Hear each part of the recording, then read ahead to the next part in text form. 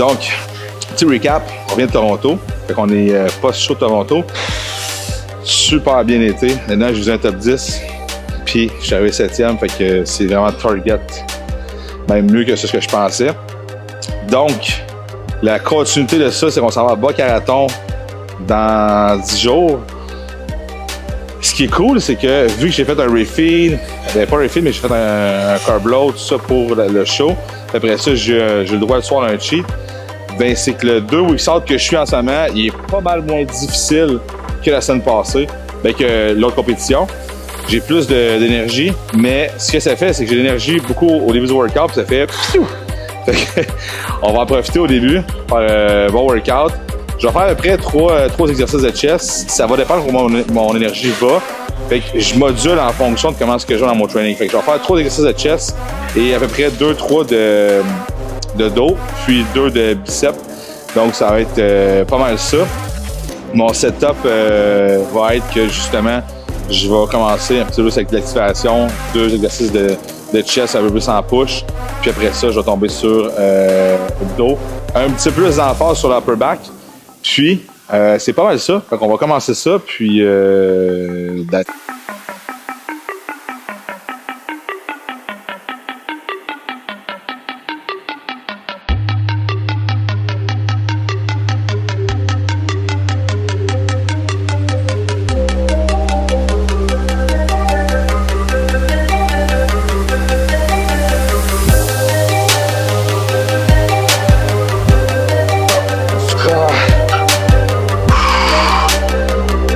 Oh. Ça va bien parce que pendant quasiment toute ma prep, j'ai été blessé au brachialis jusque dans mon bicep. Ça faisait quand je faisais toutes les fly, mais le brachialis s'est impliqué, le bicep aussi. Fait que je pouvais pas aller au maximum, mais là ça va vraiment mieux. Je fais traitement aux aiguilles sèches. Puis ça m'a vraiment aidé. Puis là c'est revenu un peu la semaine passée, mais c'est rien comparativement à ce que j'avais. Fait que tout ce qui est bicep, bicep curl, c'était terrible. Je sais presque pas rien. Je pouvais en faire, mais pas lever super pesant. Puis, ce qui était chest fly, ça m'a affaire. Fait que là, je peux avoir des bonnes pompes parce que quand tu te concentres à faire ton exercice puis pas essayer de recruter ton bicep trop, sa connexion musculaire, c'est pas super bien. Fait que là, ça va bien. On va build up rapidement quand même. Mais vu que je suis quand même fatigué, je builderai pas. Mettons pendant 3 sets, ça va être un réchaud, mettre 2 plates. Puis je vais pas non plus faire un gros PR parce que là on est weak quand même. Fait que je pense que je vais faire une plate 25 pour un set. Après ça, je vais garder 2 plates pour mes 3 sets. Mais j'irai pas à failure sur le premier, deuxième très près, puis quatrième, voilà, failure.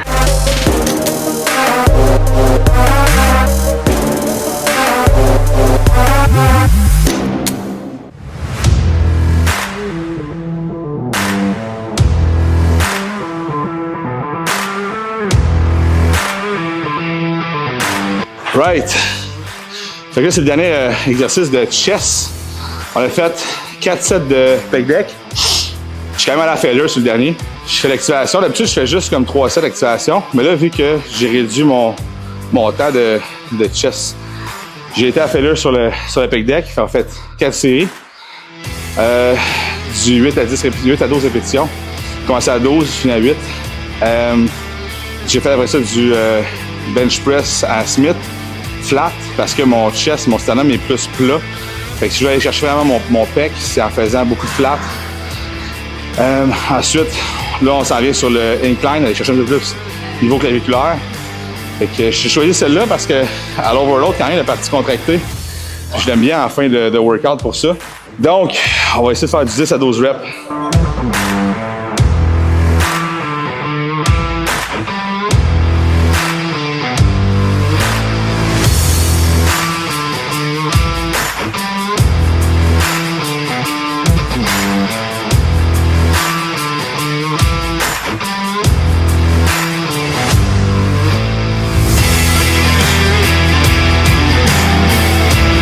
Alright, fait que la 7 J'ai vu ça casse vraiment rapidement. J'ai encore l'énergie, mais c'est difficile à décrire, mais quand tu es rendu comme 2 weeks de même, tu te sens fort, mais tu casses super rapidement. Fait que c'est ça, on est là. Ce qui est dangereux, c'est qu'il faut s'écouter puis pas non plus trop pousser parce que on est quand même weak. Les articulations, tout ça, tout est plus sec, tout est plus. Fait que c'est plus de risque de blessure aussi.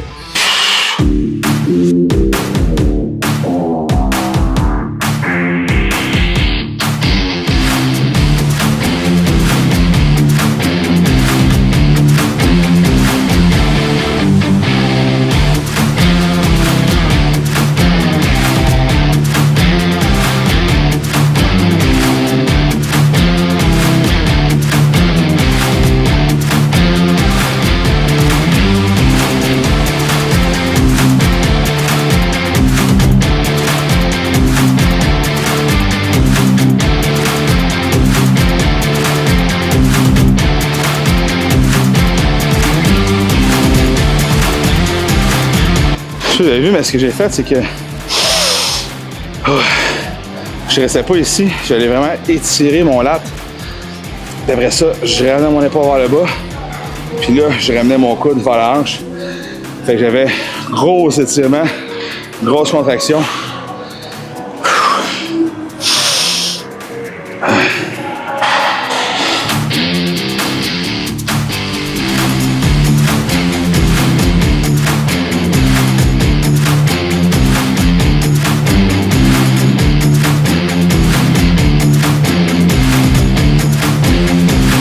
Bah, Karaton, là, ça niaisera pas.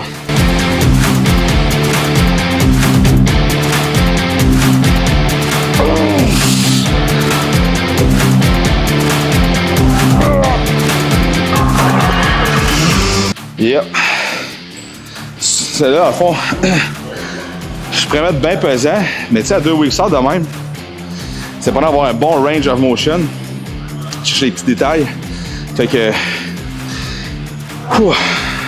C'est pour ça que je me préoccupe vraiment du range of motion, bon tempo, bon ressenti, that's it. On n'est pas en train de construire du muscle, vraiment pas. Fait que c'est bon.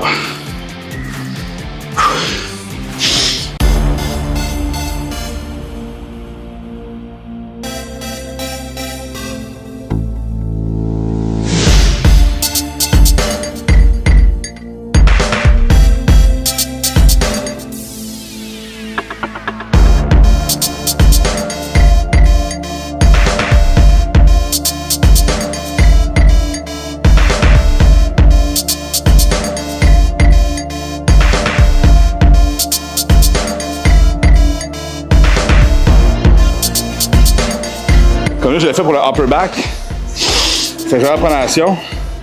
Puis quand je le fais, c'est que je vais driver mes coudes dans le haut de mon dos et non vers l'avant. Si je vais aller vers l'avant, c'est plus le lat que je vais recruter. Puis à ce moment-là, je ne prends pas les prises en pronation. Je me prends plus légèrement. Je prends celui-là ici. Fait que ça drive automatiquement mes coudes vers l'avant. Tandis que comme ça amène les coudes vers l'arrière. Fait que là, je suis plus dans l'upper back.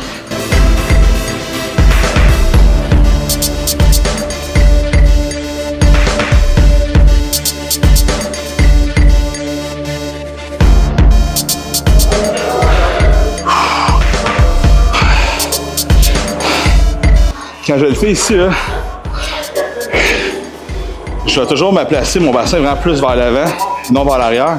Ça va faciliter le fait que je peux pousser mon corps vers l'arrière pour aller chercher mon upper back. Parce que si j'ai mes hanches trop vers l'avant, ben ça va me pousser vers l'avant. Fait que là, c'est mes coudes. Tandis que si je m'en vais vers l'arrière, comme ça, je pousse mes hanches. Fait que je mets mes genoux vraiment dépassés ici. Ça facilite le fait que je vais mettre l'accent sur mon upper back. Ça facilite le chemin de mon coude vers le haut de mon dos. That's it.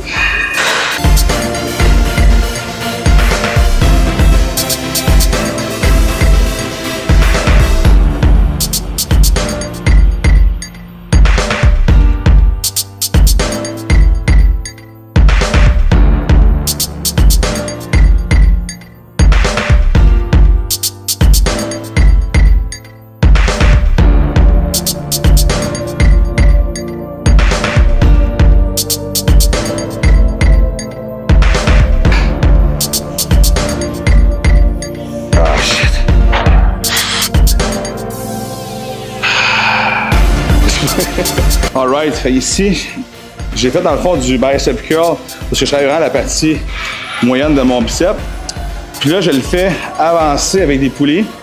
Puis je garde mes coudes vers l'avant, donc j'overload la partie étirée. Fait que c'est pour ça, on a l'impression que ça travaille la même chose, mais on travaille plus la partie étirée du bicep de cette façon-là.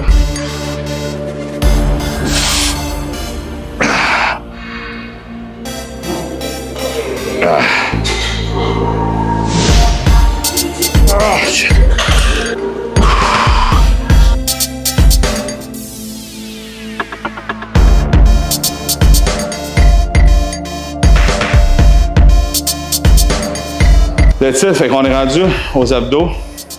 Honnêtement, c'est le même setup quasiment que je fais depuis 5-6 ans. Je fais du knee raise.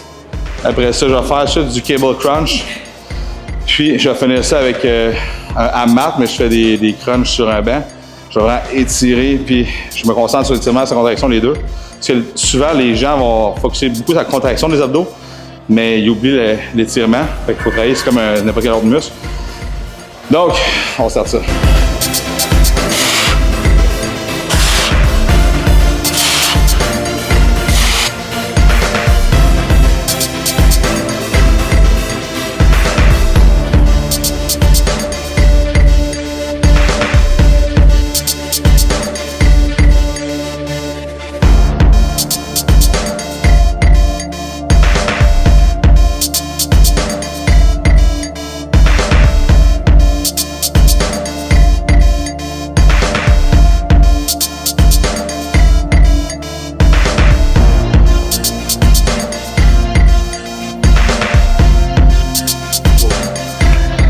Right, donc on vient de finir le workout. Tellement d'énergie, elle était quand même bonne, ça a quand même été là. Comment dirais-je? On va recevoir notre merch.